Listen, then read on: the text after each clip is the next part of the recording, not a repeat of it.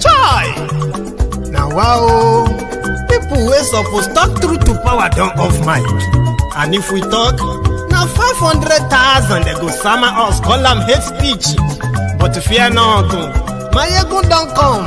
Him go torchlight every corner, nooks and cranny of all these bad people where they spoil our country.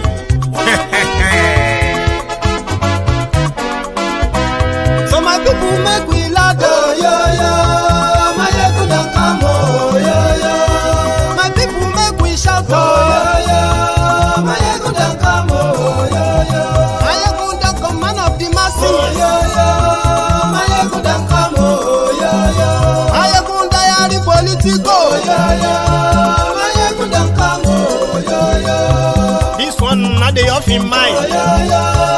Maiyegun don't come, oh, yo, yo. And in the touchlight every corner, oh, yo, yo.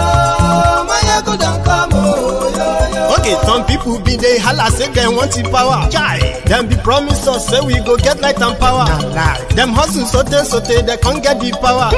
But now they know they do anything with the power. Sure. Every day, dollar just they get the higher power over naira. Still them talk say make we off mind. But thank God say Maiyegun don't come. So my people make you laugh, oh, yo, yo.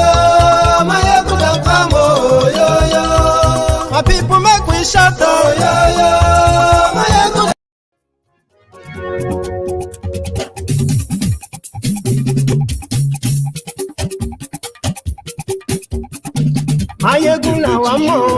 Good morning to you. Good afternoon to you from wherever you're watching from.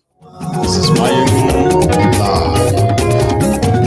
Maiyegun lawamo, lamo do. Maiyegun Kyari, Maiyegun ti de o, ọ̀rẹ́ ará yìí. Maiyegun Kyari, lórí Facebook, lórí YouTube. Maiyegun Kyari, gbogbo ṣe ń lọ ni Maiyegun já wa sí. Share the broadcast. Invite your friends. Invite your not so friendly friends. Tell them Maiyegun is live. Àní Maiyegun máa wí. Maiyegun Kyari, ó sì tún ṣe eré wàá gbọ́ níbẹ̀ o. Maiyegun Kyari. Thank you for joining me. Maiyegun Kyari Politico. Godfatherism. Kò sí lọ́rọ̀ Maiyegun Kyari. So let us give a caveat. This broadcast is not to defend the criminality and other allegation against Diezani. It is in fact to expose further the charade behind the whole news every time. If you have the time, you can stay back and enjoy this. There is more to why Diezani was never repatriated, despite the noise that Nigeria media made when Buhari came in, that, she stole $90 billion, but yet no single repatriation or extradition request was ever made by Nigeria to the United Kingdom. You get to know.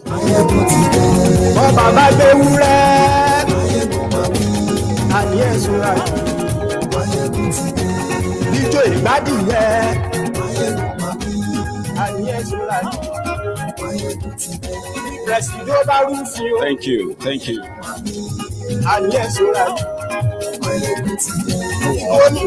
get into the movie because it is going to be interesting. Tonight, share the broadcast.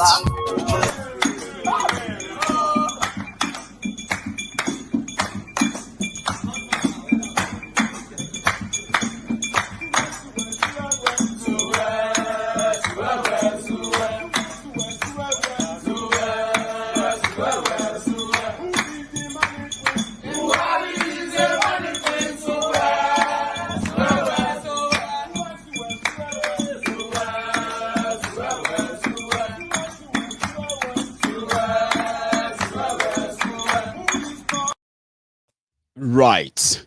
I think I'm having an issue with that video. But again, I'm I'm going to try it again.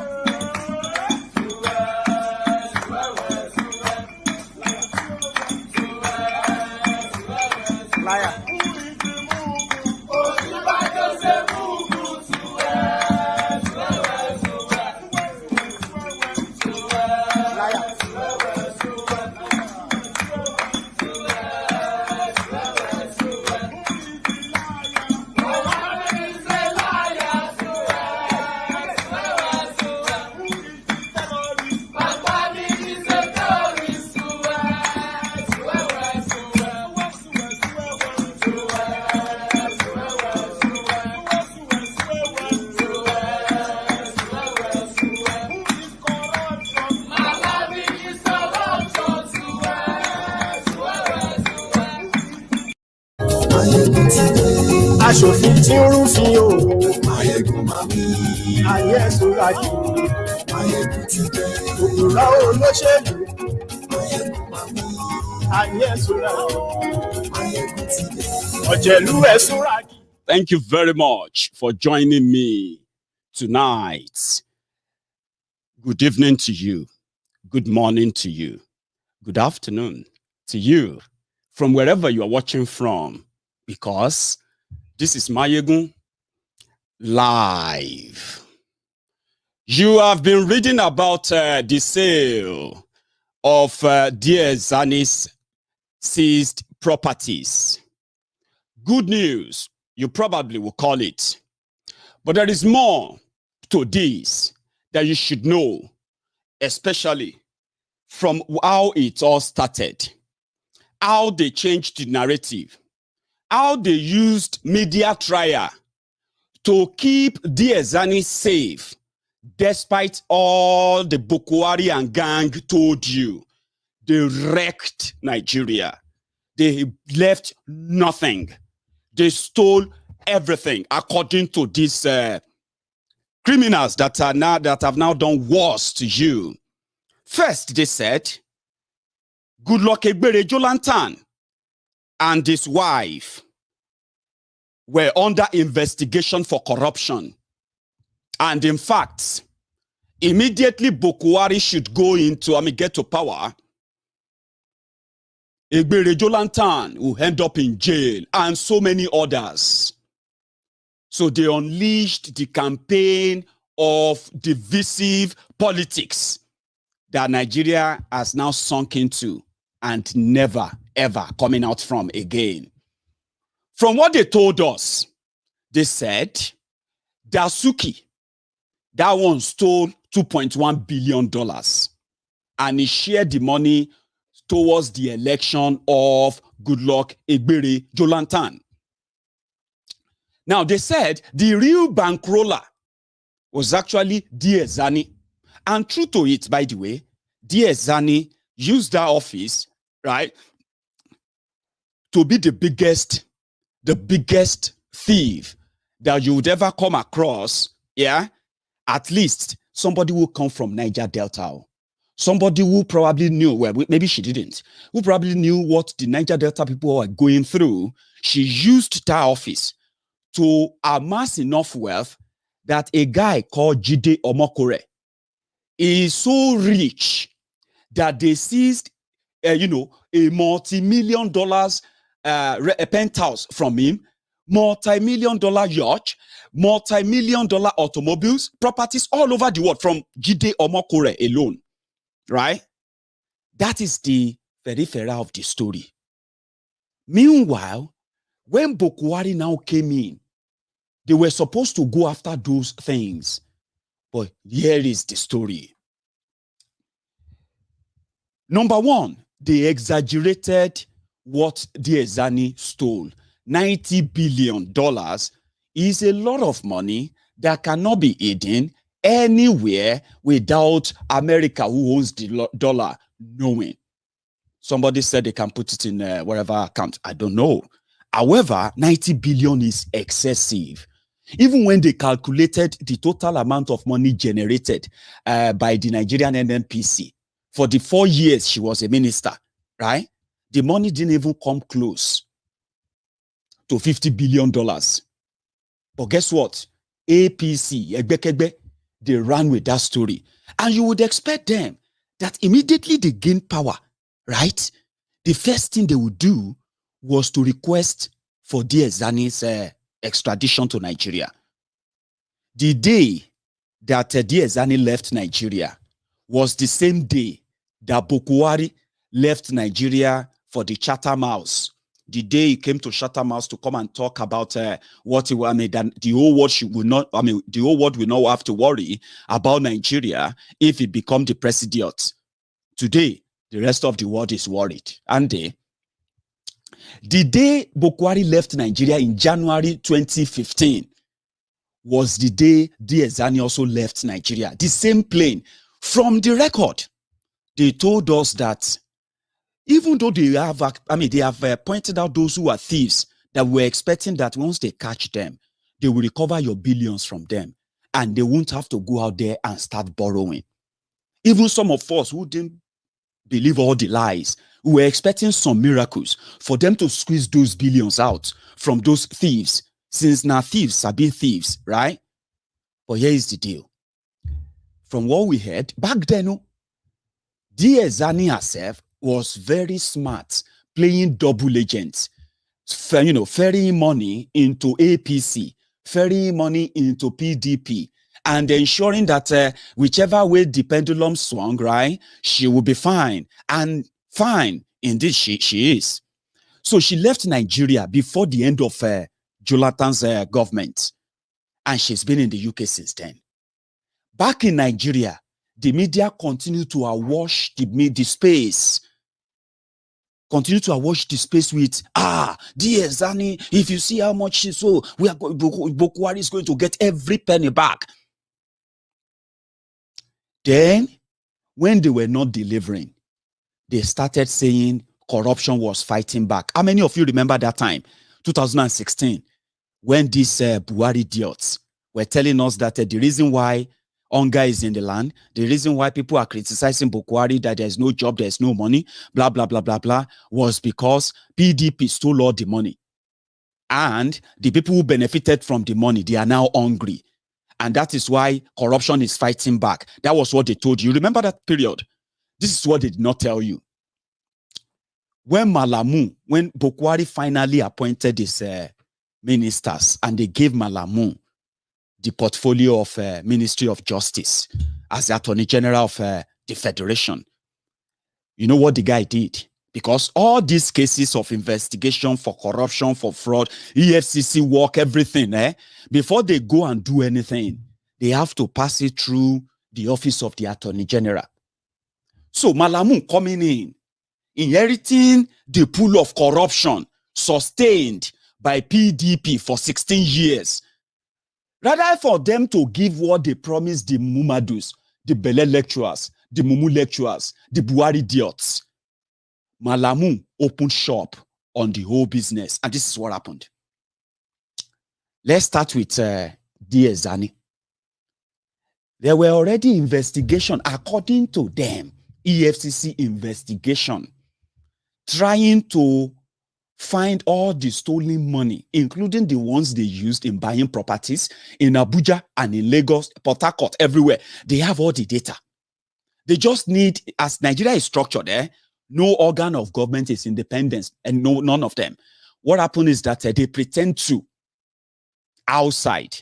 So the Attorney General, if he has interest in any case, he can make that case disappear without it going to court at all, or at the end of the day, module it up in a way that that person will just walk free. So when you come in with Mr. Corruption, Mr. Anti-Corruption, Buhari. Somebody who came in not to fight corruption, right? Not to condone corruption. Malami, the Attorney General, who received all the documents. First, he checked all the properties traced to Diezani. And that was where Magu Looter Krook MLK, you remember him too? That was the guy that was with the document on Diezani. Sahara Reporters, Premium Times, and so many other platforms did a very, very good expose on properties linked to Diezani. So what now happened is this. As the boys came in, Malami choosing his own choice property, Magu Looter Krook choosing his own choice property, all of them using fronts. So for years, if they have to extradite Diezani, they need a court order in Nigeria, and the Attorney General of Nigeria needs to approve that. This is something they can get within a week. And they have this financial blah, blah, blah, blah body in the UK that EFCC works with, right? So without the authorization of the Attorney General of Nigeria, right, nobody can institute a case against Diezani in the UK. But it was all planned that way, to be that way, okay? Because talking about Diezani loot, is good for the optics. It's good for their media propaganda and trial. In fact, it makes their base very happy. They don't need any results. Because if they should try and bring Diezani back, you see all these things they are declaring that they are selling today, including Abba, they are meant for the media frenzy. Oh, but the Mughals, they told that this woman stole 90 billion. The Mughals are not asking, how much have you collected back from the 90 billion Diezani stole? How come for 6 years, you, Malami, how come you haven't requested that Diezani should come and face all this allegation? We have been borrowing money from China at ridiculous interest rates. We have been devaluing the naira. Naira has become so useless. The standard of living has collapsed in Nigeria because of all these borrowings. Yeah? And somebody is holding our 90 billion and we want to sell our bra in 2021, 6 years after we were told that she will have no place to hide. Hello? I mean, just thinking rationally now. You would expect that. But no, that is too much. Ask them how much from the $90 billion allegedly stolen by Diezani, how much of that billion have they collected back?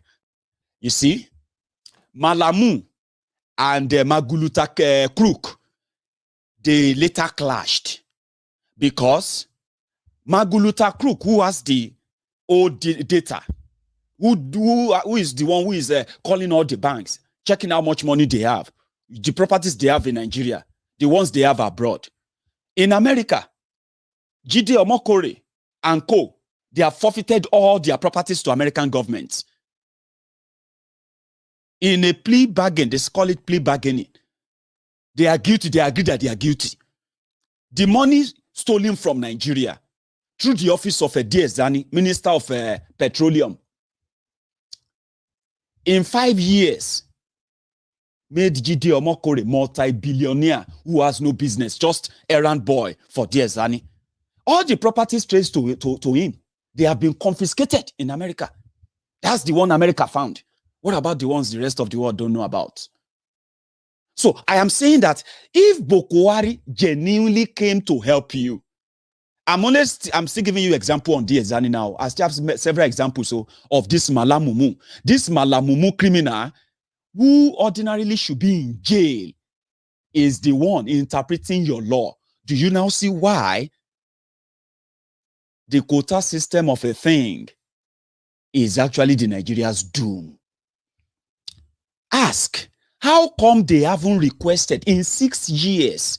There is no single record from Nigeria to the UK asking that Diezani should return to Nigeria and answer all questions against her, and asked them in 6 years, before they decided to now sell her bra, her pants, her waistliner, her waist trainer, her trainers, her jewelries, her this and that, before they choose to sell them, where is the 90 billion? How much have Malami and co collected back? Zilch. They have collected back zilch. Nada.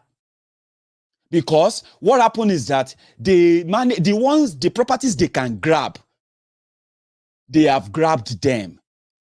The media display of we are going to sell our properties, blah, blah, blah, blah, they know those who are going to buy them already. Before now, Magu Looter Krook already converted some of the properties they said they collected from thieves. They've converted them to their personal use. It is the same modes of operation, modus operandi. If you check Abba Kyari, I'm talking about Hushtailor Kyari. When he was doing his own Gestapo style, arresting, he said he's going after kidnappers. When he collects their properties, he converted them to his own properties. He sold some off and he leased some off. Imagine police officer collecting rent from what's supposed to be exhibits, and there is no court document that knows that those properties exist. Only on the phone of Abba Kyari. It is the same thing with Magu Looter Krook. Malamu knows. Magu Looter Krook knows. This is a business. May boys just chop.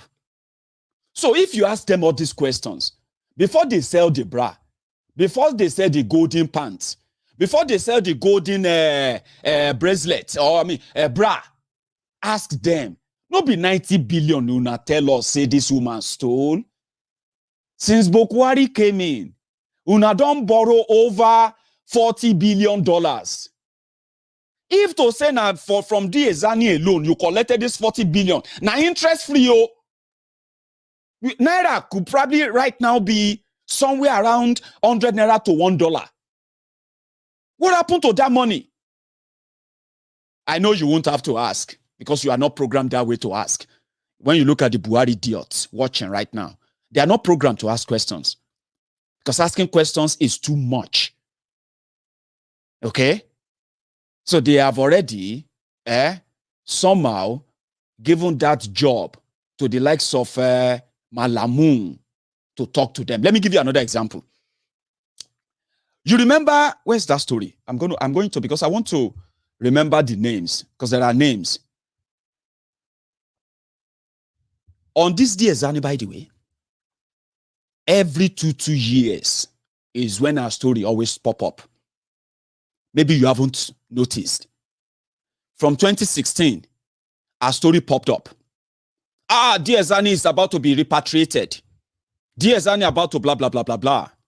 Oh, all the property seized from her in Ikoyi, this and that. She is the, You notice that it is either because there is some terrible things they are planning and they need a news to cover it, or there are some terrible things happening that they don't want the media to say much on them anymore, and they will just bring the Diezani story out again. We want to sell our bra. We want to sell our bracelet. Well, maybe brazier. 150 people killed in Sokoto. That shouldn't be making headline. 18 people killed inside the mosque in Niger. That shouldn't be making headline. 20 people killed in Katsina. That's, don't talk about that. Diezani is a thief. Tell them it is because of Diezani. So 2018, a story popped up. 2021, our story is back again. But the question I keep asking is, hello, why is she still in London and there is no single request for her? Well, here is another one. Just last year, it's not even last year, it all started from 2016. They were dealing on recovered loot to Nigeria, okay? So there was this money, Abacha loot, from Switzerland. It's about $312 million. So they wanted to return the money to Nigeria. So under Goodluck Ebere Jonathan, they hired two solicitors. I think it's 321 million. So they hired, they hired two Swiss lawyers to help them do the negotiation with the agreement that the lawyers were going to collect 4% of the total money plus another $6.8 million, which was not really defined, but they will collect 4% of the money that Switzerland will return to Nigeria, Abacha loot. So in 2014, they finalized the deal. 2015, they prepared to return the money. Goodluck Ebere Jonathan lost the election. Buhari came in. So which means it was delayed. That was where Malami became the Attorney General. So he has to finalize all the legal papers. All he needed to do was just to, as the Attorney General of Nigeria, yes, we are ready to take the receipt of the money. They've done all the job. The people in Switzerland, they are ready to collect their 4%. That's it. Malami saw an opportunity. You know what he did? He decided, instead of him to go to present himself as the Attorney General of Nigeria, Minister of Justice, that's all that is needed. Malami decided to go and hire two lawyers from Nigeria. Those two lawyers, they are going to put together a new arrangement that Malami will sign. And for putting that new arrangement of collecting the money, they will collect 4% of that money. So the Swiss lawyers collected 4%. Malami's lawyer collected 4% and 6.8 million. Just same thing the Swiss lawyers collected. But because they were not collected by Malami's lawyer, and if I say Malami's lawyer, guess who are the lawyers? They were the CPC lawyers. Lawyers from CPC, Buhari's party, that joined ACN, New PDP, and the rest of them to form APC. Now, so those guys just cash out. That's what they do. They asked Magu Looter Krook, come, in this book, you told us that you have recovered over so billion dollars, so million pounds, and so billion naira, and so properties. But from the record we have here, all the money, we can't find them. Where are they? The money you recovered, the recovered loot. Malami said, Magu Looter Krook said they should ask Malami. When they asked Malami, Malami said they should ask the Minister of Finance. When they asked the Minister of Finance said they have added it back to the Federation account. Oh, which month did you add the money back to the Federation account? And was that also listed as part of money you shared at so time? Nobody is asking any question anymore. That's it. The money gone. All the money recovered, gone. Nobody knows what they do with it. In fact, when they grabbed Malami at some point, Malami said some of the money they recovered, the recovered loot, they have used the money. They have invested the money on Lagos-Ibadan Railway. They have invested the money on Kaduna-Abuja Railway. They have used the money to improve power. Which kind of juju be this? No be China borrow you money for Lagos-Ibadan Railway. Are they not going to be the one to collect money from that for 25 years before it becomes the property of Nigeria? What about Kaduna Abuja Railway? Was that not already built by Goodluck Ebere Jonathan before you people came in? How come you are now using money recovered loot to complete Abuja Kaduna Railway? Which kind robbery be this? Okay, fine. What about this? We now 282 properties. From all the properties you have told us you recovered, Magu Looter Krook, 282 of those properties, we can't find them. We can't see them. No document on them. Where are they? That was where Malami decided to get rid of him and say, oh boy, this is it. Get the hell out of here. Because they asked Magu, they said, come, you be EFCC, you have been making noise. Diezani is in London. You can't even do anything. And he said, well, I can't do anything if Malami doesn't give me approval. Malami was like, you'll be business spoiler. You're not going to spoil business. Yeah. Imagine, Gestapo style. They said he is needed inside that old rock. They have a prison inside that old rock. Apart from where they always normally lock Ikene Shatabandu, their motivational speaker. Buhari living inside the house old rock himself is not different from a prisoner. So they have a prison there. They lock Magu Looter Krook in there. They now found out that Magu Looter Krook himself has his own proxy, who has no job, is just a friend to EFCC chairman, and he is the one who actually contacts people on behalf of the EFCC chairman by saying, we have your documents. $1 million, and we'll let you go. If not, we are coming for you, and we will arrest you, and people don't want to be paraded. You see all these big men in Lagos, some of them doing GBT, doing all the different kind of shady businesses. Instead of the EFCC to hold them, EFCC will just pally them. But it will not be EFCC direct. They have their proxies, they have their agents that work for them. They are the ones who negotiate with the real criminals. And when they want to pretend that they are working, they go after those laptop boys, Yahoo boys, they call them. Because those ones are very good for optics. Not the real big men who are moving money for terrorists, moving money for Boko Haram, moving money laundering within the system that they know. So once they grab them, these are the people you see as your respected people outside there. EFCC knows them, but everything are esprit de corps. They know themselves. When they need to do something for the optics, they do it. But they know it's just for the optics. After that, everybody go back to their normal business. That person being chased by EFCC, another person will appoint that person as minister. And he will come around and say, how come you pass security check? Not be you, EFCC, say you be thief. Who stole money? Who did this? Who did that? How come you are able to pass security check to become a minister? You say, now my enemies at work. I have done everything to work for this country. I have built all my reputation. They just wanted to destroy my reputation. And everything came back clean. That is why the National Assembly approved me. I am now, by the grace of God, the minister of power. And they say, honorable ministers, sir, honorable thieves. So they do things for optics.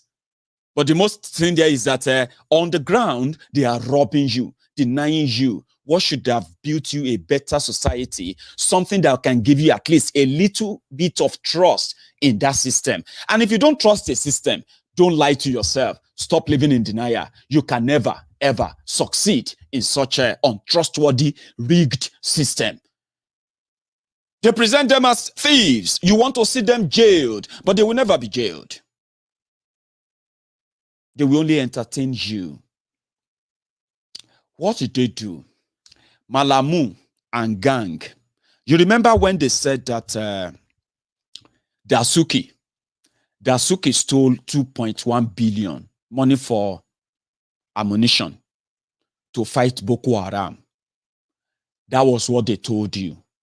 The reason why Dasuki, to all of you, was in prison, but he married a new wife.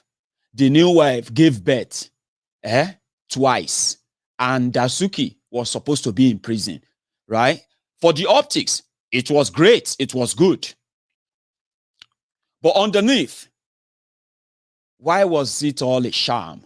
Is this: you can win election through propaganda. Trust me, as people say, you cannot rule a country through propaganda. You get? Dasuki was supposed to be the NSA, National Security Advisor to Goodluck Egbere Jonathan. Therefore, he was given the topmost security access to virtually everything, including Egbere Jonathan's security votes.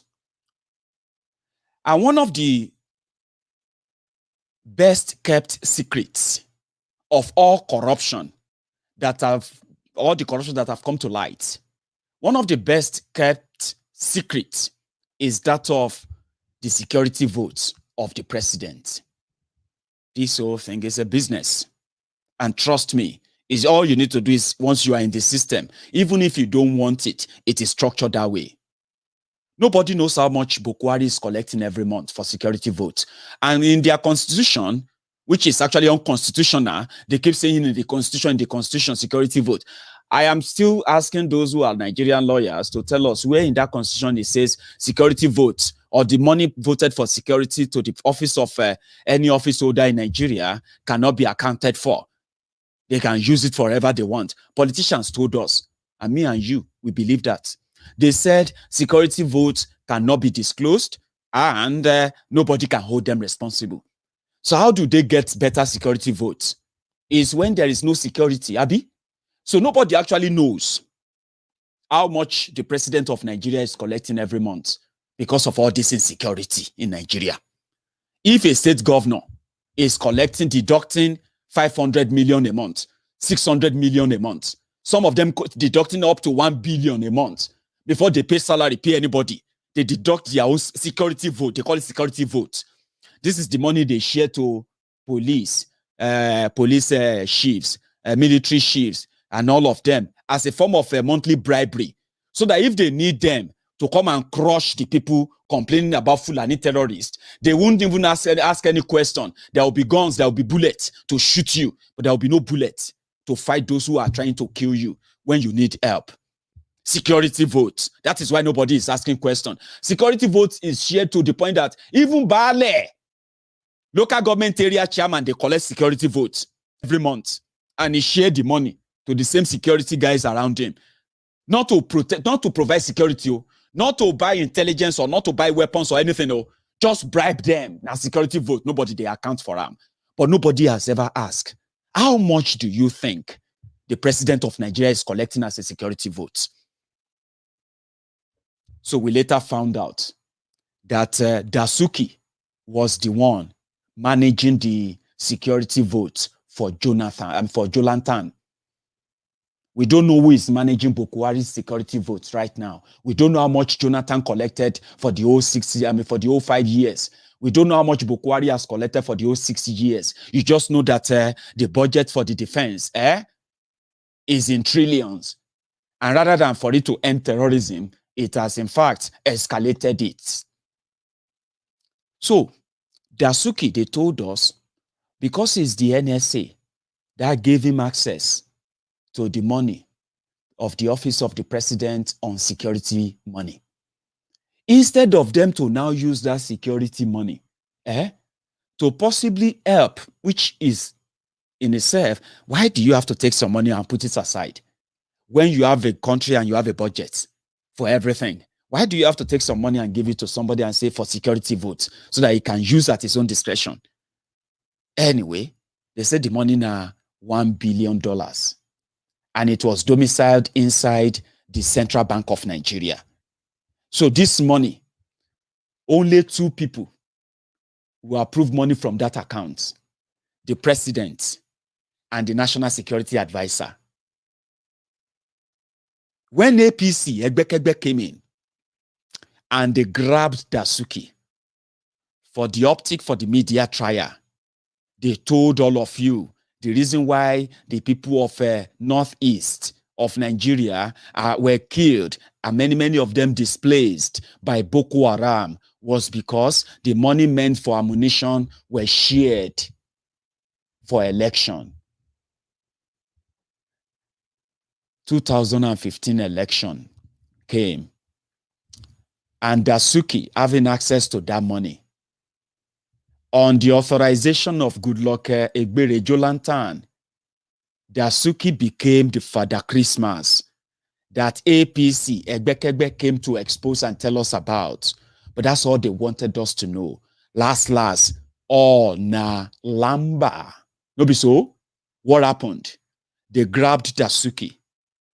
But Dasuki that was said to have stole or shared $2.1 billion. They gave us the names of those who collected the money and how much. That was where the former PDP spokesperson, Olisa Metu, collected 450 million naira for Jonathan's election, which is pretty much like for the campaign. That was when your man, Femi Funny Kayode, for Food Kayode, also got his own contract from Dasuki. And according to what we were told, he also collected almost around 4 billion for that election. Well, also, they told us that when it came to Ekiti election, when they used a plane to ferry money from Central Bank of Nigeria down to Ondo, then with bullion vans, security guided, straight down to Ekiti to bring Fayose in, APC told us. But there are other things they didn't tell you. And I think I should tell you. The reason why all of us have said, listen, if you continue to indulge them, you are going to wake up one day to the reality, and it will be too late. It will be too late to go back. So if you know why, if you know what they are doing and where this is headed, maybe, just maybe, you can join the right cause and call for the breakup of Nigeria. The future is dead and done for. There's something they didn't tell you. And in fact, there are many things they didn't tell you about Dasuki. Dasuki couldn't have signed out money without the approval of Jonathan. But with the deal they made with Jonathan and his wife and some few other people around him, they can only keep Dasuki. Not just that. When Dasuki became Father Christmas, giving everybody money, including our own Baba Olufalaye, somebody that the Yorubas thought would have been the president in 1999, if they allowed the Yorubas indeed to produce the president before they gave it to Obasanjo, Olufalaye became one of those who went there to go and sell his own political party, SDP.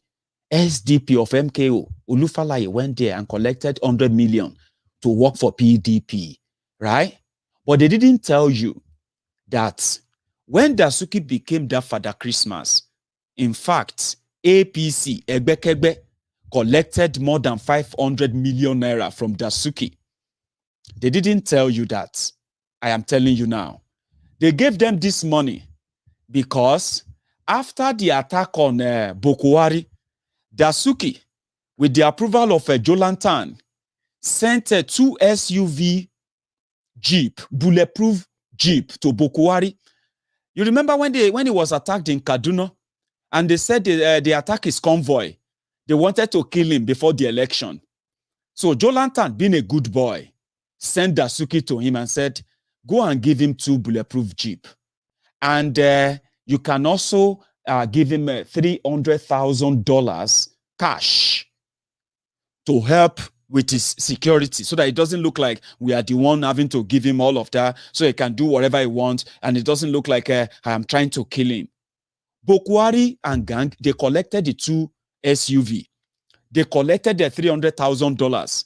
But when they were telling you about Olufalaye, telling you about Fayose, telling you about everybody and Olisa Metu, they didn't tell you that the man that is trying to recover money, he himself don't swallow almost 1 billion naira. Do you know that? That's how much Buhari collected from Dasuki, almost 1 billion naira.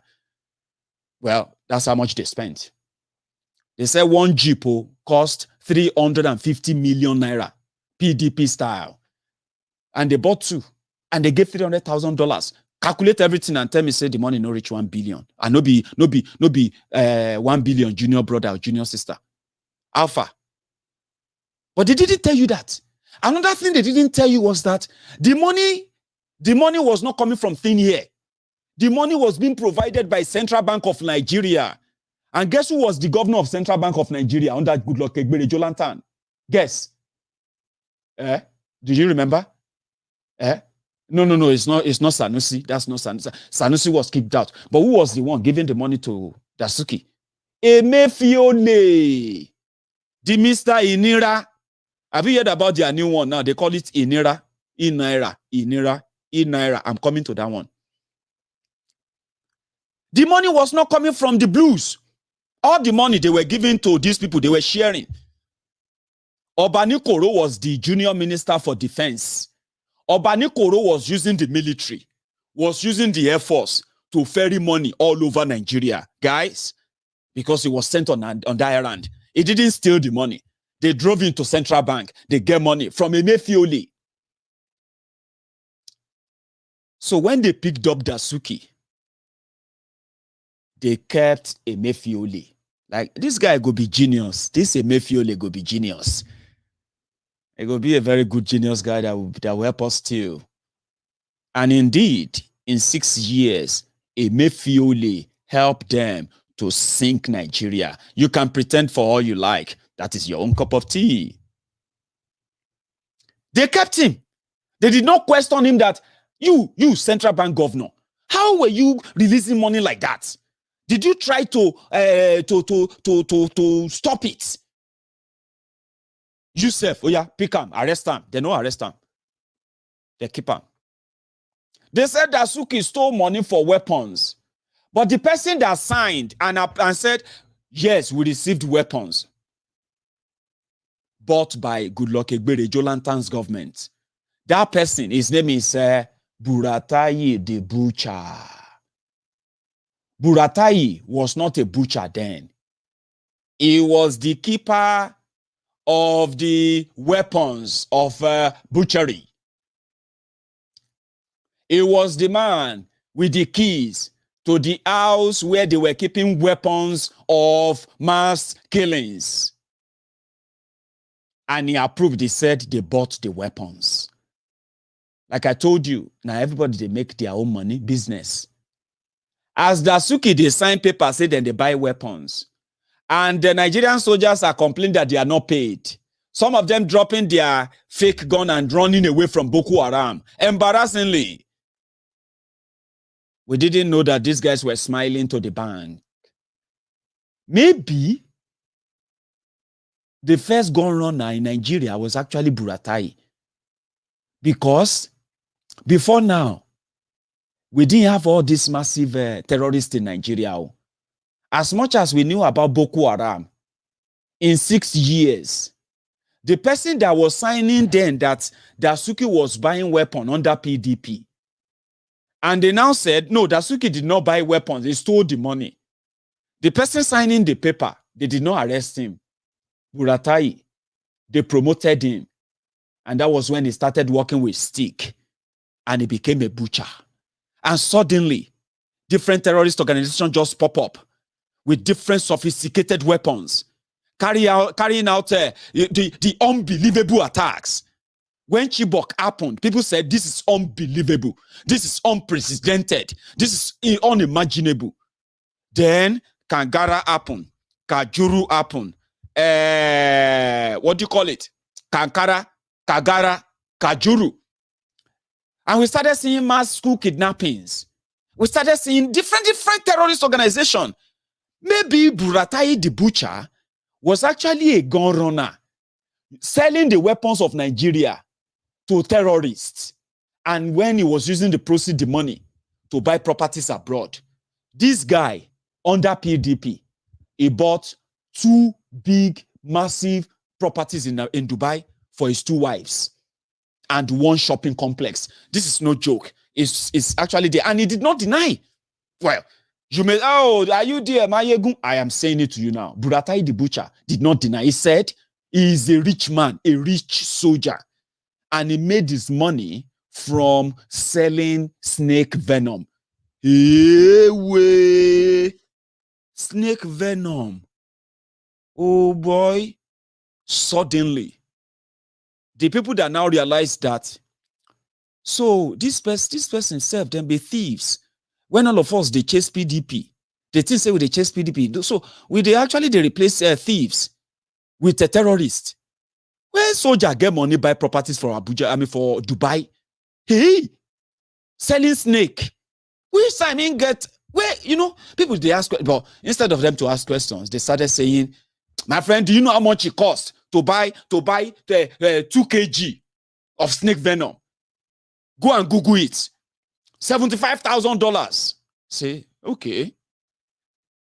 Okay. I didn't know that. Even a spoon of snake venom. Do you know what they use snake venom for? We should be grateful that we have a soldier that is so productive. Hey, way. This Buhari titis, this state of mental disorder, this state of madness, a depot, because I have seen it firsthand. They started defending it. Oh boy, now so myself go Google, come the Google snake venom. How much is snake venom? Hey, wait to. If I want to buy a cup of snake venom, how much? Go and Google it. Oh boy, na money. Oh. So there is this money spinning snake venom farm, snake farm in Borono, where Boko Haram rules. And Buratai the butcher that's where it come from. And nobody knows about this. Jesus, but not again. You know, sin a lie, Abi. You're going to believe it if you have actually been under the spell of the Buhari titis. And you've suffered Buhari titis for so long. You probably believe that. Just the same thing that you will believe the $90 billion stolen by Diezani. And today you cannot even ask them, how much have they recovered? How much are they giving you back? So they promoted him. Buhari kept his own money. Dasuki kept meeting his wife. And Boko Haram continued to flourish. Metamorphosed into Fulani terrorism. And you have seen them. You have seen it all. And the reason, just same reason, why Malami tried quota system, tried to link Oloye Sunday Igboho to terrorism, because he exchanged naira, 12 million naira to dollars. Some said it was actually $24,000. I don't know. Because Igboho, in 8 years, his company is, Igboho is into car sale, like you probably would know. Some said he's also into land sale. But whatever it is, you can say he's into a business or he has businesses. So which simply means if his business transacts in 8 years and they only transact, how much did they say he transacted again? No, sorry. They said he transacted 278 million, entered his account in 8 years. And he changed 12 million naira to dollars. Somebody told me, and he was like, Maiyegun, these people are completely mad. If not because of quota system, a criminal like Malami will come out and say, Igboho changed 12 million naira to dollar. Igboho that has his family in Germany. And he never hides that. And if you want to go abroad, are you going to pack your bag with your naira? Are you not going to exchange that for wherever you are going to? So in 8 years, they said Igboho exchanged 12 million naira to dollars. And therefore, the people he exchanged the money from in Lagos or in Ibadan, they have a link to somebody that got convicted of terrorism in Dubai. The same one, Malami, will not even call a terrorist in Nigeria. And he sat down there and he gave that quota system press conference, trying to link Igboho to terrorism. But guess what? The same Malami, the #1 law officer of Nigeria, cannot tell you how this is even legal for terrorists who are committing crimes and continue to do that and continue to do so every day. How can any country say it is legally right to call them repentant and therefore rehabilitated and released without any legal backing at all? No legal backing. They don't even have the balls to take that law, that bill, to their National Assembly and say, please, can you help us pass this law so that we can jail terrorists? The same Malami that will not use his own office to prosecute terrorists in Nigeria is right there, narrating how Buhari is fighting terrorism by killing Biafrans, killing IPOB, killing people that they feel like are threats to whatever thing they are pushing, as everybody have come to know.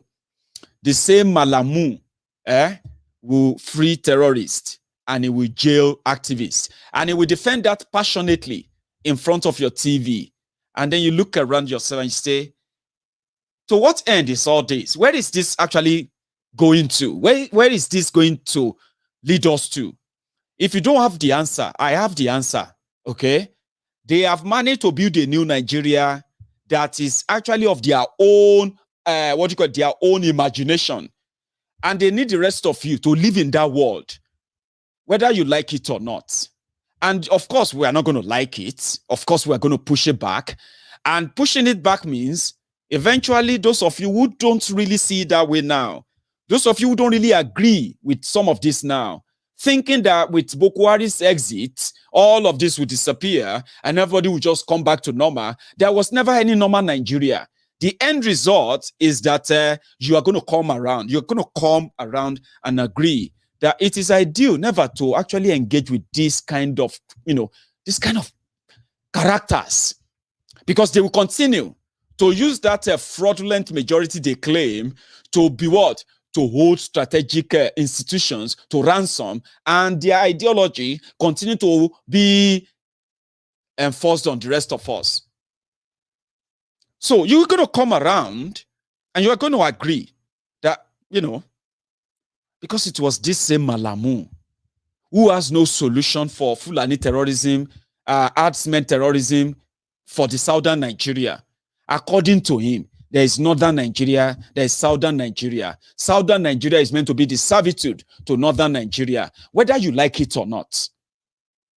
They are meant to lead you, and they believe they can lead you aright. So we have Fulani terrorism in Yoruba land, in southern Nigeria. Southern governors came together and they proscribed the movement of cows and foot in their region to cut down the movement of terrorists with their AK-47 and all of that. Malami said that's illegal. You can't do that. You can't tell them not to move around. You can't ban open grazing. You can't ban the movement of cows. If you want to ban it, come to the National Assembly, Abuja. So the people from Kyari, the people from Niger, the people from Katsina, the representatives from Kaduna, representatives from Sokoto, places where people have been displaced, where they no longer go to, places where they have considered to terrorists, where people are now paying, they are now paying taxes to terrorists. Individuals from those places will now have to come and decide whether you should allow cows or not cows in southern Nigeria. Malami knows the end result. You have to allow the cows. That is the Nigeria they are, the new Nigeria, the reality, the new Nigeria they have brought upon you. The one they are projecting on all of us. So you're going to reject it after all. You are going to reject it. When you get to that stage, your own point of reality, when you get to that point of, wow, this is absolute nonsense, this is going nowhere, you are going to come around and agree that the reason why it's going nowhere other than to the pit hell is because we are attached to this kind of characters. If we don't detach from them, right, we are going to have to deal with this for the rest of our lives, and our children will have to deal with this possibly for the rest of their lives too, which many will say, God forbid. And that's why we won't keep quiet. Malami and gang, what they are doing is making it completely impossible to find any solution to Nigeria problem anymore. And I'll tell you, when people do something wrong, what the law should do is this: without any kind of prejudice or any kind of fear or favor, right? The law should reward the just and punish the unjust. You know what I mean? Reward the right and punish the wrong. But in Nigeria, you have a selective justice. And wherever you have selective justice, that means you have no justice. And when there is no justice, there is never, ever going to be any unity. The likes of Malami and the kind of Nigeria they are projecting is a two Nigeria with two laws.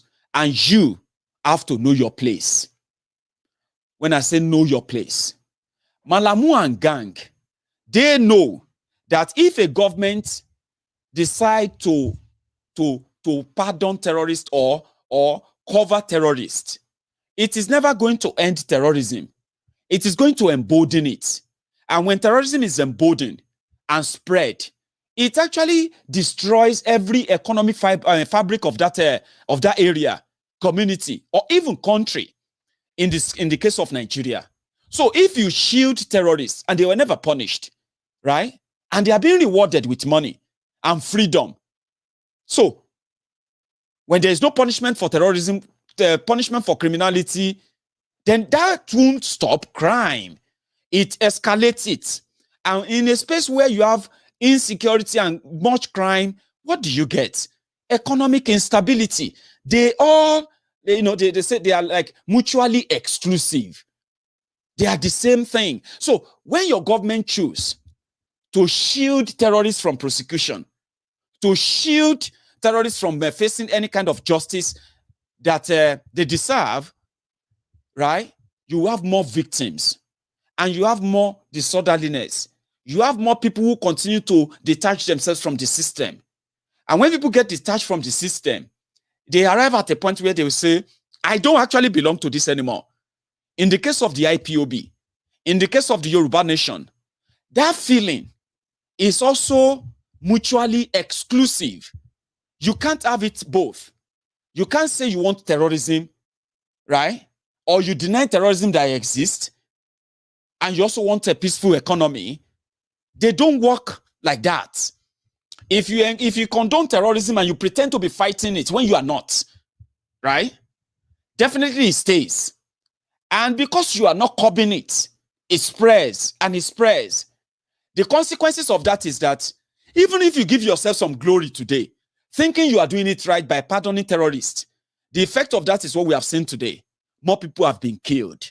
More people have been displaced. More farms have been ransacked. More people have been displaced even outside Nigeria. And economically, it simply means less people are going to afford to be able to pay tax. When government cannot afford to get tax, because government have no business. Government is just a freeloader that takes money from everywhere. They sell anything they can sell, right? So when the economy downturn comes from the effect of those who are supposed to curb criminality, when people steal your money, for example, and you punish them and you take everything they have, everything, and you return everything back to where they should be, and you make sure that the returned loot are not relooted, right? Doing the right thing means that, number one, you will cut down those who are willing to go far and steal money, right? But when you reward thieves with ministerial appointments, with governorship position, with winning elections, with all these things that, the effect of that is this.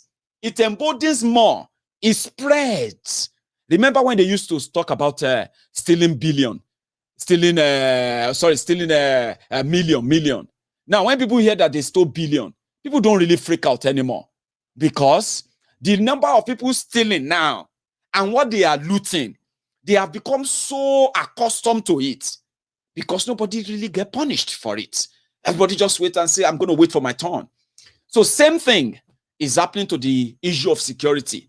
But the ripple effect of that is that every strata of the society will be affected and impacted in the issue of insecurity.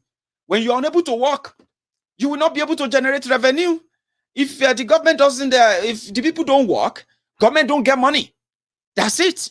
That is why they end up either going out there to borrow to further devalue your money or increase your tax, even though they have nothing to give back. It is still going to be the same rotten system, but you pay more for less because insecurity has destroyed every fabric. And then they said they started inira. They've deleted the app, by the way. To those of you who have downloaded inira, it's a fraud. It is pretty much like you opening your GTB account, okay? So on your GTB account, now you go to GTB app. and you log in into your account, and then you see your money, 1.2 million naira, 1.2 million naira, 35 kobo. You see it in digital form. It doesn't weigh anything. It doesn't mean anything than 1.2 million naira. Okay? So it's not like a coin or like they say, Dogecoin, cryptocurrencies and all of that. No, it has no value. It's if you go now and say, I want to join enaira, yeah, and you will go and open the app on your phone, and you decide to set it up. Once you finish setting it up, and you put money there, right? Let's say you put 1 million naira there, you will see your 1 million naira there. So they now said they were going to be able to use the inira to trade with other currencies, like the other cryptocurrencies. But it's actually the same 1 naira you have in your GTB bank that you now have on the inira app. Okay? But guess what? Now, Bobo, do you know those they are actually targeting? Now, me and you, all of us, where they live for diaspora. You know, say me and you no get naira. So if you download the naira, you are going to put your money in dollars, or you're going to put your money in pounds. You're going to put your money in any currency of wherever you are living now. Okay? So when you put that money, they will convert it to Nigeria exchange rate. So you'll be seeing the naira equivalent. All right? So that if you then want to maybe transfer money or pay anybody or something in Nigeria, you can pay them through the inira. They will take your dollars. They will give you naira. That's just the target. They did not put that inira together for anybody in Nigeria because it doesn't even make any sense. If you say, I want to buy one cryptocurrency now, one Dogecoin, I don't know all the names, by the way. I'm so shy at it, right? But I remember Dogecoin. So they say one Dogecoin has crashed now, cryptocurrency, you'll get it for $28,000. That is one. So how much is one inira? If one Dogecoin is $28,000,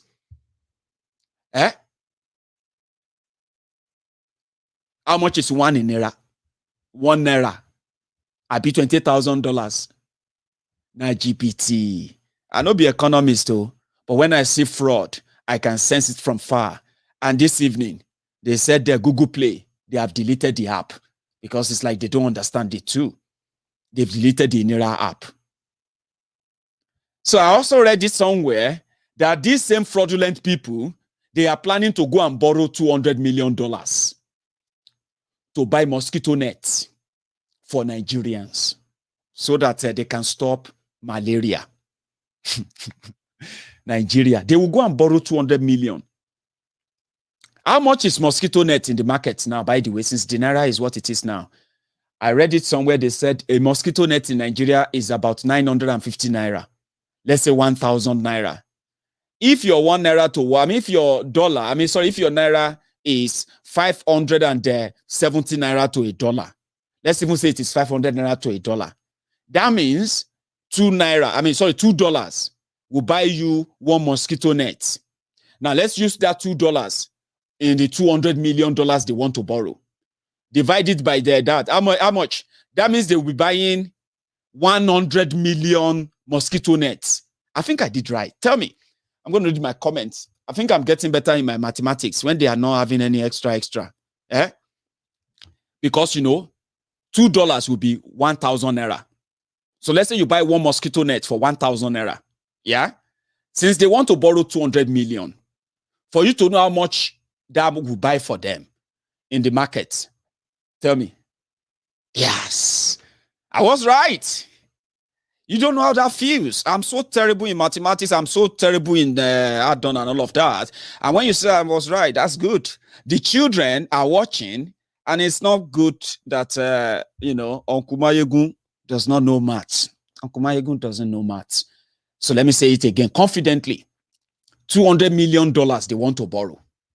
So when you buy a mosquito net in Nigeria, it is $2, which is 1,000 naira. So if you now divide 200 million by 2, you will get 100 million. That means they want to borrow $200 million to buy 100 million mosquito nets. You dey laugh. That's how brazen and how ridiculous these people are. You get what I mean now? It is the same thing. Let me tell you another one.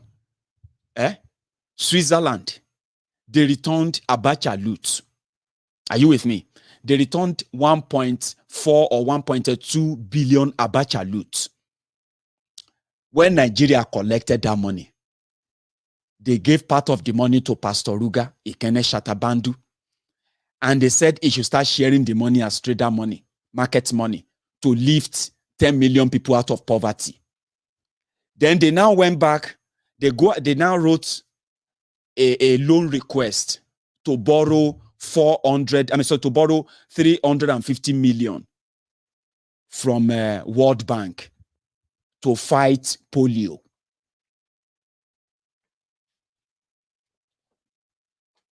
I'm not joking, no.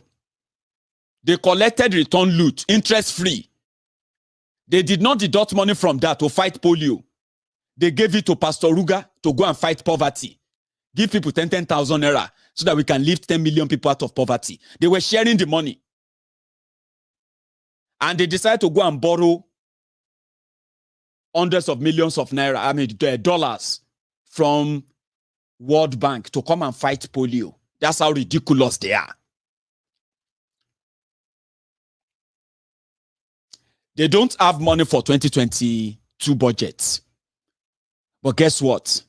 They are budgeting over 50 billion to take care of Buhari and Ikene Shatabandu for 2022. They are going to feed they're going to feed Buhari with 2.5 billion naira. They are going to feed Ikene Shatabandu with 1.5 billion naira. Ikene Shatabandu is going to wear clothes worth over 3 billion naira in 2022. Buhari is going to wear the clothes of about 5 billion. They said the maintenance of presidential jets in Abuja, suddenly, they are going to spend almost 18 billion to manage the presidential jets in 2022. Aso Rock Clinic, where they were supposed to be the world-class clinic, they are going to spend about 10 billion on Aso Rock Clinic. And Buhari's doctors, they also are charging his battery. They are always waiting in London. It's coming to Europe, they told us. It's in Saudi Arabia now. So they are coming to London very soon for medical checkup. But they are spending 10 billion. Meanwhile, they don't have this money. That's how ridiculous they are. Layamo said they are not giving him enough money to build CNN, to change NTA to CNN, right? They don't have this money. So they will still have to go and borrow. Now, look at this. In their budget of 2022, they want to spend about 17 trillion. Inside that 17 trillion, they are hoping and praying that they can generate enough revenue up to 6 or 7 trillion naira. The rest of the money, they are going to borrow it. And they have a different names for borrowing. They can call it bond, sukuk, different name. They have names. So they're going to borrow the rest of the money. But ask me, where are they going to invest the money they want to borrow? They are going to use them to pay for those Aso Rock Clinic. They are going to use them to to pay for the private jets. They're going to use them to pay for the ESTA code. They're going to use the money, part of the money, to change it to dollars or anything that the Aisha will be spending and her children will be spending in Dubai for 2022. But you are still going to have to continue to pray hard that God should not let you fall sick, so that Nigeria will not expose what your God has been saving you from. You will never experience it. So continue to pray, because that's the only thing you have left. They don't have money. They will borrow the money. You have a budget of 17 trillion naira. And you are going to spend about 7 trillion on Boko Haram, Fulani terrorists, on this and that. They are going to spend over 6 trillion on what? on payment of salary, on payment of emolument, of buying cars for themselves, renovating the National Assembly, doing all of these whole things. Ridiculous people. Now, the remaining money they have left, budgeted, you know that one will be spent. That is why those who told you about Super Minister Fashola, who later became the Minister of Homelessness, Portals, and Darkness. That is why it's not working. And you see, according to them, they have not even borrowed to the point that they should feel concerned. Do you know that?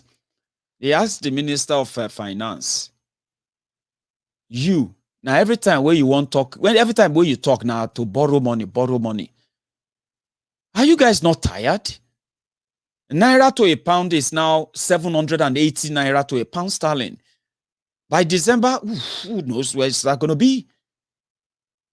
Are you guys not worried? Because you continue to devalue your naira, and they said, no, we are not. We are building a stronger economy.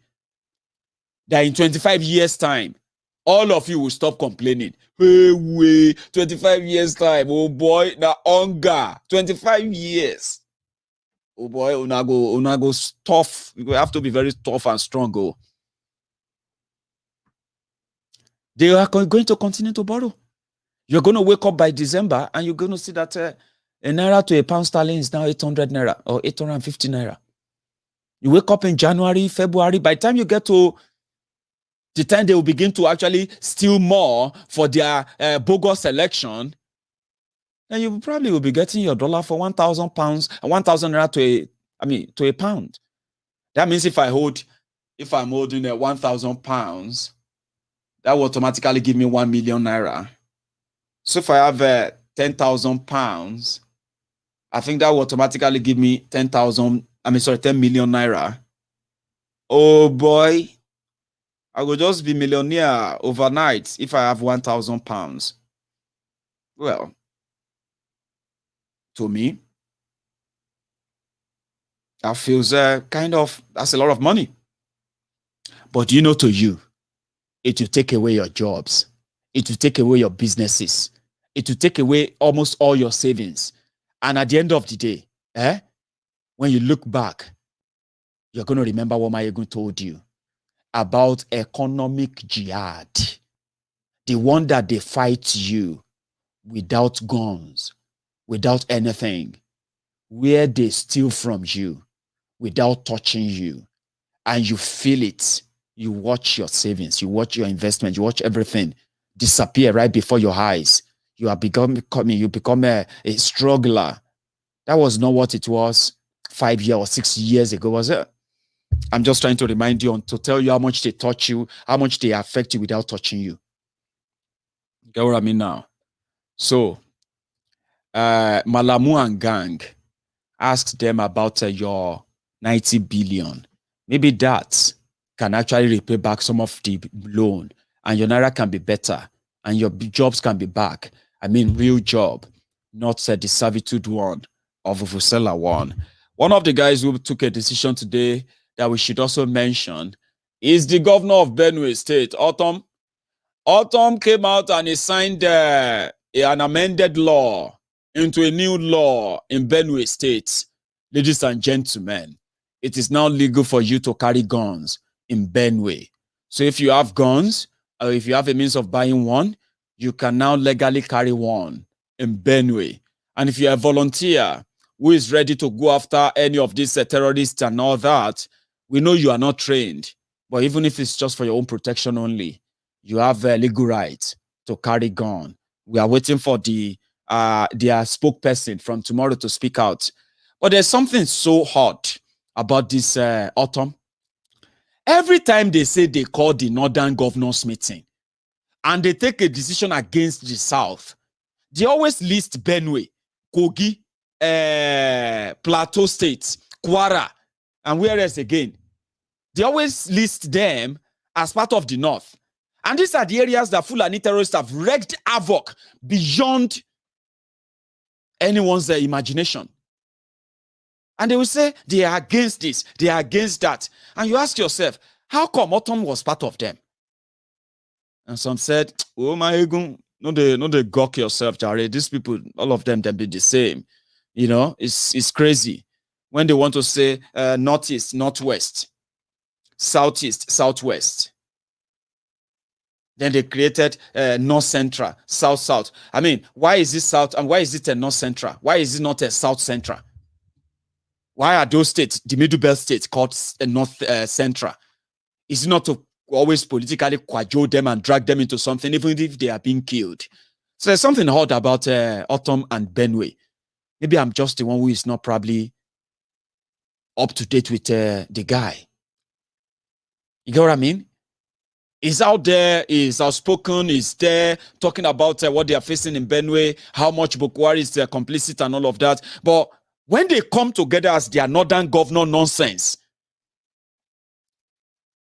Plateau State Governor, Dalong, or what is that his name? Is there. Lalong or something. The governor of Kwara State is there. The governor of Kogi is there as north. Is Kogi northern Nigeria? The governor of Benue, they will list them there. And you ask yourself, which one is which? Well, anyway, the guy don't sign it into law. It will take another person to implement it anyway. But the fact that he said you can carry your gun is good enough for those who have been asking.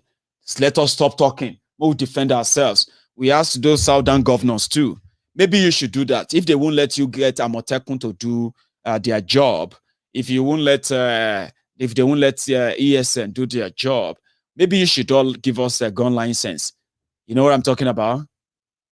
The legality to carry gun in Yoruba land and defend ourselves. That won't be too much to ask for. Or is it going to be too much to ask for?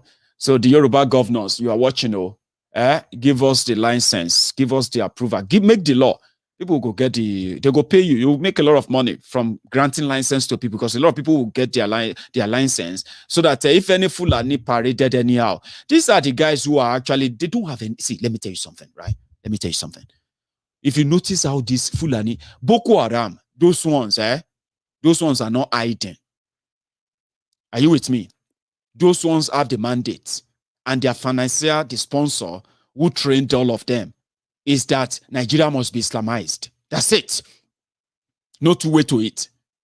But you see these Fulani terrorists, the ones that are coming to the southern Nigeria kidnapping people for money.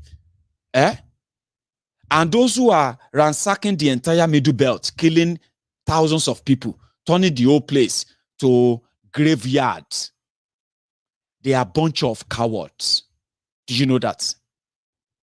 They won't come and fight you during the day. No, they don't come during the day. And whenever they are coming, they don't come and fight you without the approval of the Nigerian military. Because the way they operate, the Nigerian military, the Nigerian soldier, and all of them, they work as the backup for them. In case if all of you should find the courage to face gun and fight them. And I'm talking from facts. I'm talking from documented evidences. So I'm not making it up. So don't make it look like, oh, are you serious, Maiyegun? I am more than serious. Go online now and search for the genocide in the middle belt of Nigeria. The latest report debated by the US Congress. The killings on the plateau, the killings in Benue. Go online now and search for the massacre, the genocide, and the killings in southern Nigeria. In the middle belt of Nigeria. You will see over 400 and I think it's about 500 pages reports. They come during the night when everybody is sleeping in the remotest of the communities.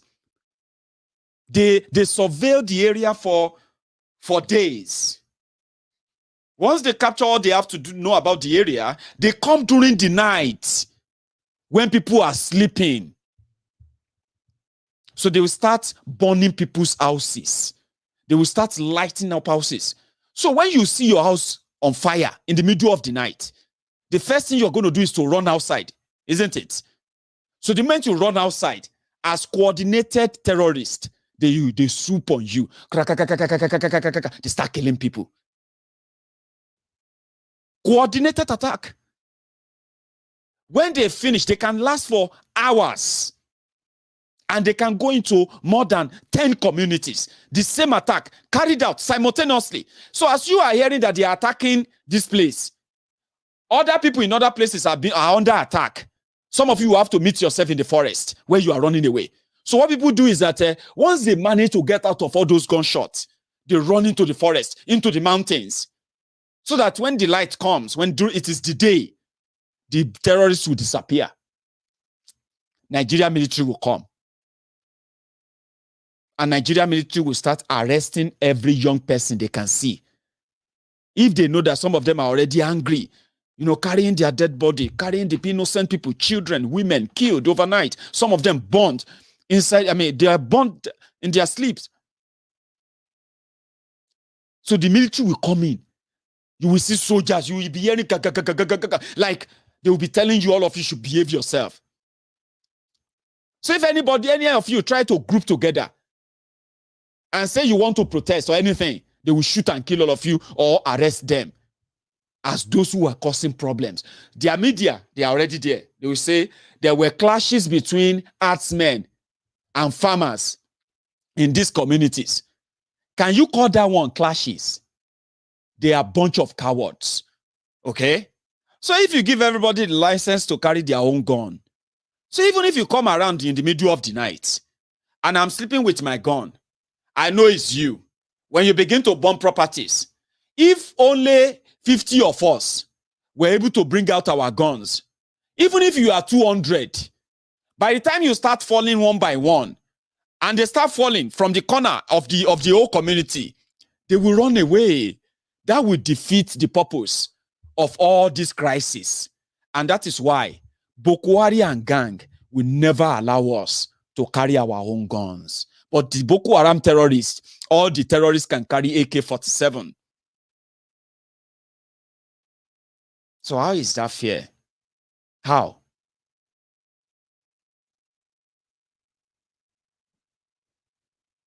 So imagine, if they come in the middle of the night and all of us carry out our guns, we are going to die anyway.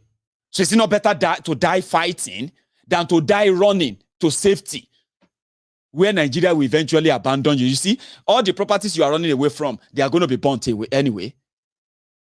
And with what they are doing, maybe last, you're going to come back to your community. They have renamed it and they have called it a Fulani settlement, True Ruga arrangement, national livestock, water resources bill, and every other thing that gave them the right to own that everything you own. So if we are going to die, we should just die fighting.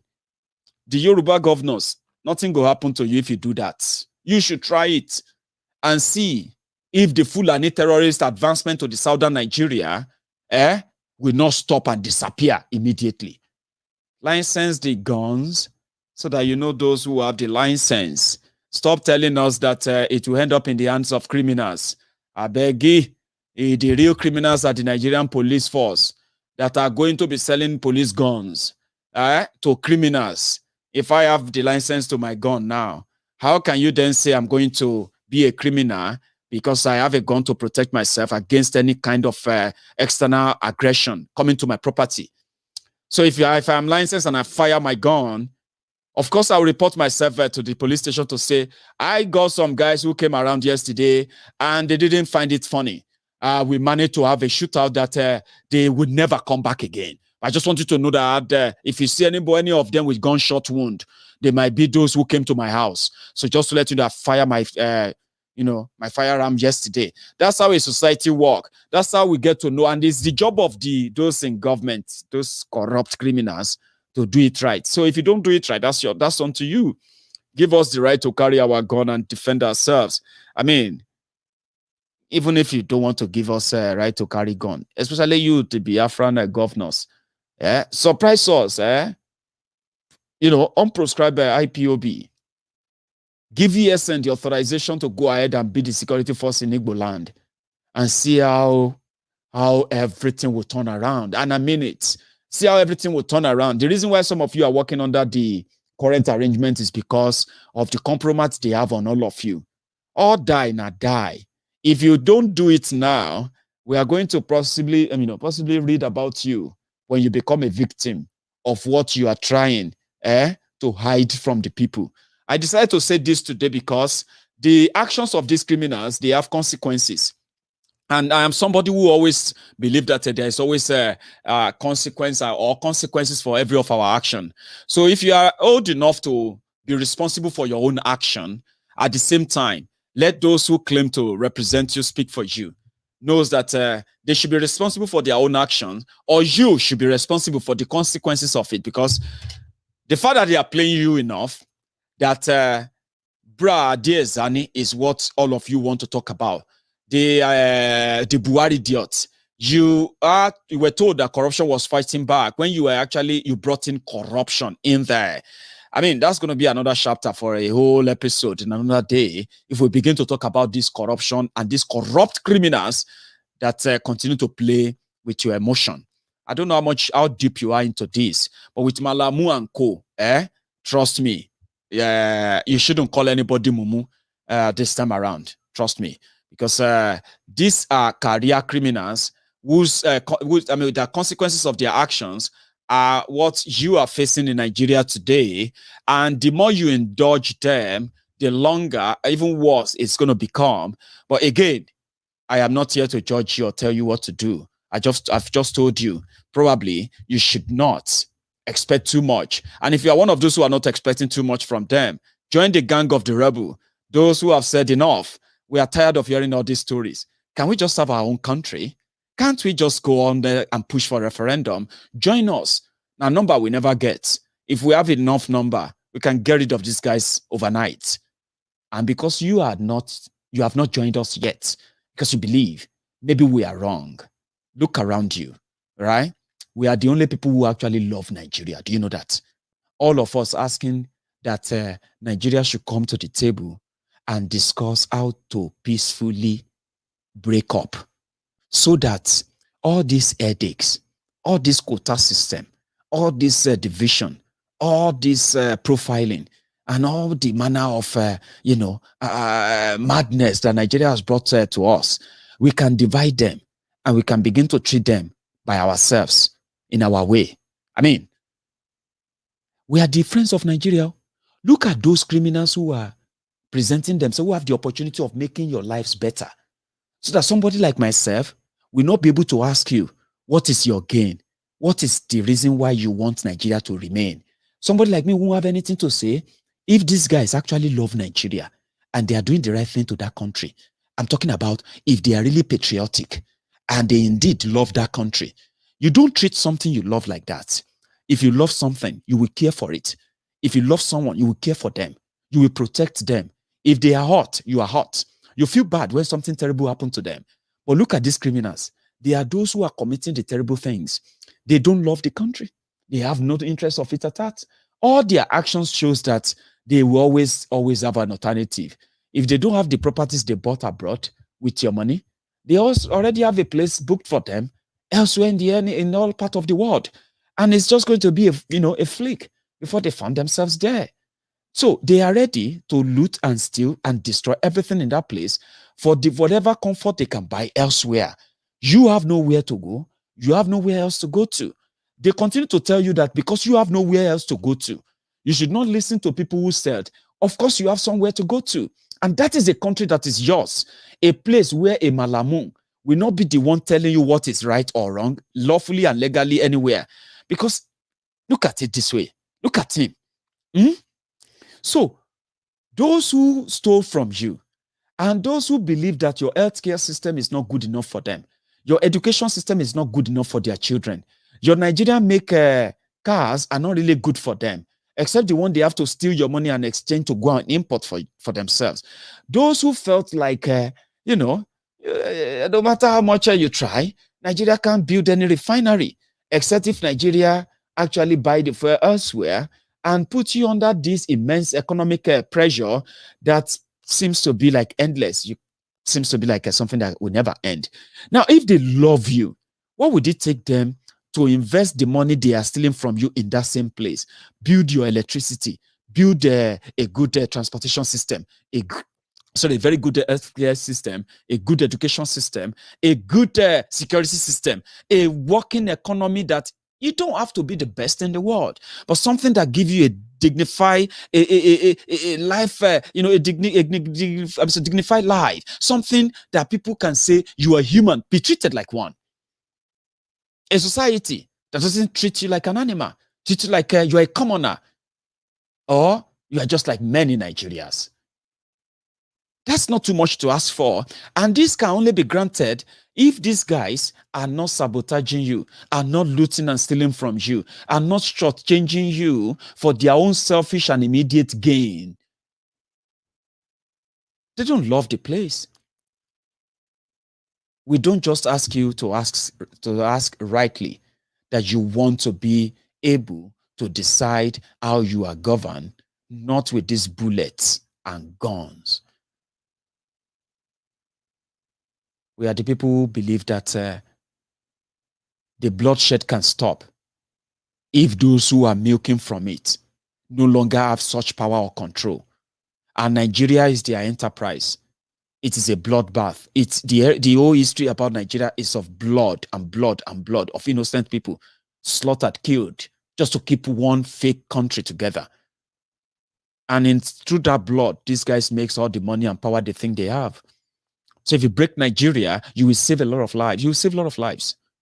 No joke. But you will come around again. Let Malami and co. Let them enjoy the moment. We're keeping the record. I'm going to see you some other time. If you haven't really liked the video, you should like the video or share it if you haven't. And if you are just joining me, remember, you can watch all over again. This is where I'm going to draw the curtains. I'll see you some other time. And good night to everyone.